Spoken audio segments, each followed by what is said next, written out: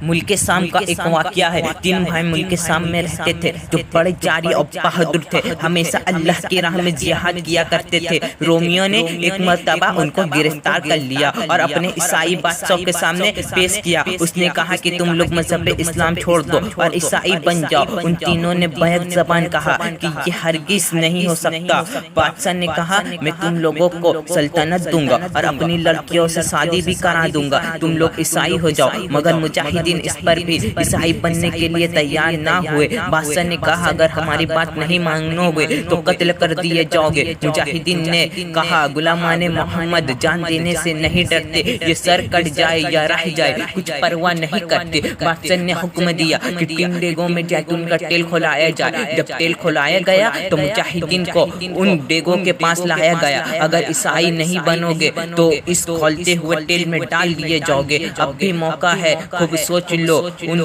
ان بہادروں نے کہا کہ ہماری آخری سانس کا جواب یہی ہوگا کہ ہم جان تو دے سکتے ہیں مگر مصطفیٰ صلی اللہ تعالی علیہ وآلہ وسلم کا دیا ہوا ایمان نہیں دے سکتے۔ انہوں نے محمد صلی اللہ تعالی علیہ وسلم کر کے پکارا۔ پھر عیسائیوں نے بڑے بھائی کو تیل کے کھولتے ہوئے ڈیگ میں ڈال دیا۔ اس کے بعد پھر باقی دونوں بھائیوں کو سمجھانے کی کوشش کی گئی مگر آنکھوں سے اپنے بھائی کا یہ انجام دیکھنے کے باوجود ان کے اندر کچھ فرق پیدا نہیں ہوا۔ وہ اب خوشی کے ساتھ اللہ کی راہ میں شہید ہونے کے لیے تیار رہے۔ آخری منزلے بھائی کو بھی کھولتے ہوئے تیل میں ڈال دیا گیا۔ چھوٹے بھائی کی ابھرتی جوانی دیکھ کر وزیر نے بادشاہ سے کہا کہ اسے ہمارے سپرد کر دیجئے۔ وزیر نے انہیں ایک مکان میں بند کر دیا اور اپنی حسین لڑکی کو انہوں نے بہکانے کے لیے مقرر کیا۔ رات کے وقت لڑکی داخل ہوئی۔ وہ مرد مجاہد رات بھر نفل نماز پڑھتا رہا اور حسینہ کی طرف نظر نہ اٹھا کے بھی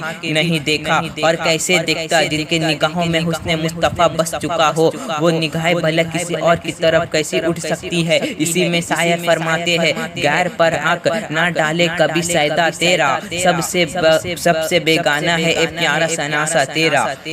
لڑکی کے لیے یہ منظر بڑا ہی عجیب تھا، جس کے ایک جھلک دیکھنے کے لیے دنیا بہتاب ہے۔ یہ جوان اس کو ایک نظر دیکھنے کے لیے بھی تیار نہیں۔ صبح کا وقت وہ ناکامی کے ساتھ واپس آئی اور اپنے باپ کو بتایا کہ آج اس کی عبادت کی کوئی رات تھی، مگر اسی طرح 40 راتیں گزر گئی اور وہ مرد مجاہد اس کی طرف متوجہ نہیں ہوا۔ آخر میں خود لڑکی متاثر ہو گئی اور کہا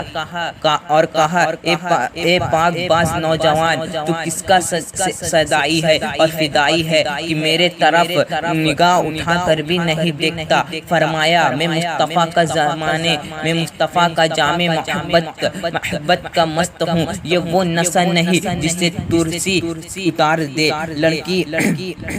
لڑکی صدق دل سے لا الہ الا اللہ محمد رسول اللہ صلی اللہ علیہ وسلم پڑھ کر مسلمان ہو گئی اور استقبال سے 2 گھوڑے لائی۔ رات ہی میں دونوں وہاں سے فرار ہو گئے اور بھی زیادہ دور نہیں پہنچے تھے کہ پیچھے سے گھوڑوں کے آنے کی آہٹ معلوم ہوئی اور جلدی وہ قریب آ گئے۔ دیکھا تو نوجوان کے وہی دونوں بھائی ہیں جو کھولتے ہوئے تیل میں ڈالے گئے تھے، ساتھ میں فرشتوں کا ایک گروہ بھی تھا۔ نوجوان مجاہد نے پوچھا تو ان لوگوں نے بتایا کہ بس وہی تیل کا ایک گھوٹا تھا جو تم نے دیکھا، اس کے بعد ہم جنت الفردوس میں پہنچ گئے۔ پھر دونوں بھائیوں نے فرشتے کی موجودگی میں اس لڑکی کا نکاح اپنے بھائی سے کر دیا اور واپس چلے گئے۔ زندہ ہو جاتے ہیں، پھر یہی میں شاعر فرماتے ہیں زندہ ہو جاتے ہیں جو مرتے ہیں حق کے نام پر، اللہ اللہ مات کو کس نے مسیحا کر دیا۔ اس واقعے سے تو میرے بھائیوں اور بہنوں، اس واقعے سے ذہن سے یہ ثابت ہوا کہ اللہ کی راہ میں قربان ہونے والے شہید مرتے نہیں بلکہ زندہ ہو جاتے ہیں۔ ساتھ ہی یہ بھی معلوم ہوا کہ مدد کے لیے یا رسول اللہ صلی اللہ علیہ وسلم پکارنا جائز ہے کہ مجاہدین نے حضور صلی اللہ علیہ وسلم کو پکارا تھا۔ اگر دور سے پکارنا شرک ہوتا تو انہیں جنت الفردوس میں ہرگز جگہ نہیں ملتی اور نہ ہی چھوٹے بھائی کی شادی میں فرشتے کی شرکت ہوتی۔ عزیزان ملت اسلامیہ، تو اس واقعے سے ہمیں کیا سمجھ میں آیا کہ جو شہید ہوتے ہیں، جو اللہ کی راہ میں شہید ہوتے ہیں، تو وہ مرتے نہیں ہیں، وہ زندہ ہوتے ہیں۔ تو ہمارے امام حسین رضی اللہ تعالی عنہ کل بھی زندہ تھے، آج بھی زندہ ہے، عطا قیامت تک زندہ رہیں گے۔ اسی میں بریلی کا امام مجدد دین و ملت شاہ احمد رضا خان بریلوی علیہ رحمت و رضوان فرماتے ہیں، تو زندہ ہے واللہ، تو زندہ ہے واللہ، میری چشم عالم سے چھپ جانے والا۔